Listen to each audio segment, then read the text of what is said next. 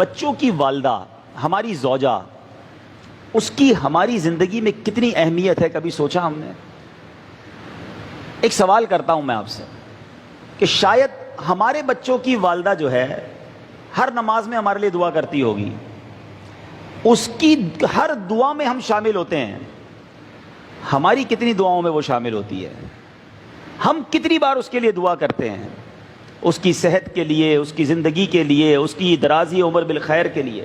وہ تو اپنے سہاگ کے لیے، اپنے سرتاج کے لیے، اپنے شوہر کے لیے دعائیں کر رہی ہے، ہمارے کاروبار کے لیے دعا کرتی ہے، ہمارے پرابلمز دور ہو جائیں اس کے لیے دعا کرتی ہے۔ ہم اپنی، جس کو ہم وائف کہتے ہیں، زوجہ کہتے ہیں، اس کے لیے کتنی دعائیں کرتے ہیں؟ اور پھر کبھی سوچا کہ اس کا ہماری زندگی میں کتنا بڑا پارٹ ہے؟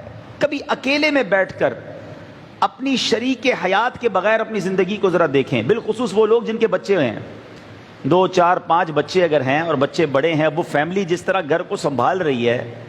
ہم سفر پر جاتے ہیں، ہمیں پتہ چل جاتا ہے کہ ہمارے کپڑے کہاں ہوتے ہیں، ہمارا سامان کہاں ہوتا ہے، وہ بھی ساری تیاری وہ کر کے دیتی ہے، پھر بھی پریشان ہوتے ہیں۔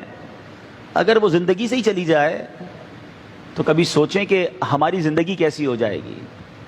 جن میاں بیوی میں محبت ہے نا، اللہ کی نعمت ضرور ہے، مگر جب ان میں جدائی ہوتی ہے، اور اگر بچوں کی والدہ پہلے چلی جائے، کیونکہ میں نے بہت کلوزلی اپنے والد کو دیکھا ہے، میں نے اپنی ایک آبزرویشن ہے میری، ہو سکتا ہے غلط ہو، کہ شوہر کا پہلے انتقال ہو جائے نا تو بیوی گھر سنبھال لیتی ہے، بیوائیں بہت ساری ہوتی ہیں، کیونکہ اس کو پہلے بھی گھر میں رہنے کی عادت ہوتی ہے، بچے سنبھالنے کی، فیملی سنبھالنے کی، اسٹیبلش کرنے کی عادت ہوتی ہے، شوہر پیسے بھی گھر سے باہر کافی عرصہ رہتا ہے۔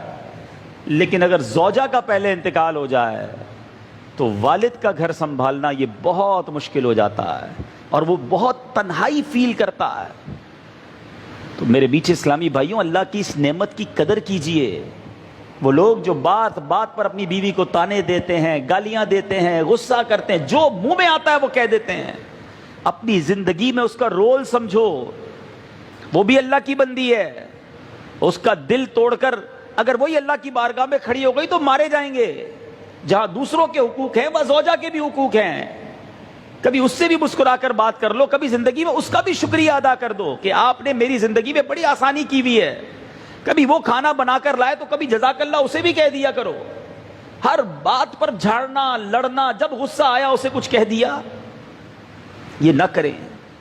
میں اللہ سے دعا کرتا ہوں کہ رب کریم جن کے جوڑے سلامت ہیں اس کو سلامت رکھے، انہیں جنت میں بھی ایسا اچھا جوڑا عطا فرمائے۔ اپنے بچوں کی، والدہ کی قدر کرنا سیکھو، ان کے لیے دعائیں کرو۔